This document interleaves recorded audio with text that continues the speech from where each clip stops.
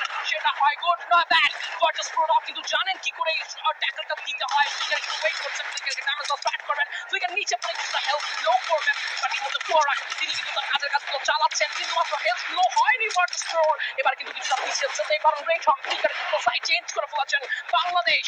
এবার কিন্তু ফাইটটা কন্টিনিউ করবেন। ফোরাককে কিন্তু যথেষ্ট ড্যামেজ জুড়ে দেওয়া হয়েছে, তবে কোনো থার্ড পার্টি এঙ্গেজ না হলেই হয়।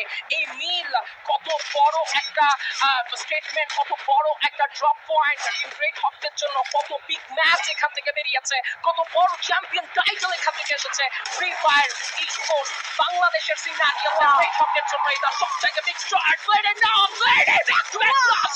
What a show from the side of Orange to Blade.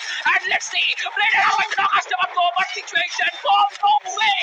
Blade এখান থেকে কিন্তু উল্টো বিপদে ডাইভে কাটো, ডাইভে কাটতে এক্সপোজি কাছে ডাবল ভেক্টর জাস্ট ওয়েট করছেন, কিছু ফিনিশ করতে এক্সপোজি একটু রিভাইভ করতে পারে ফিয়ালেসি। নেমলেস অনেক দূরে রয়েছে কিনা, নেমলেস দূরে রয়েছে আই গেস। গুড ডোজ নেসাত এবং সুইঙ্গার থাকবেন। ব্লেডকে হারালেও এক্সপোজিকে বের হতে দেবেন না, বাংলার ছেলেরা এক্সপোজিকে বের হতে দেবেন না। লাল সবুজের পতাকা আবারও উড়বে এই মিল থেকে। শুরু হবে আজকে ডিসাইডিং স্টেপ।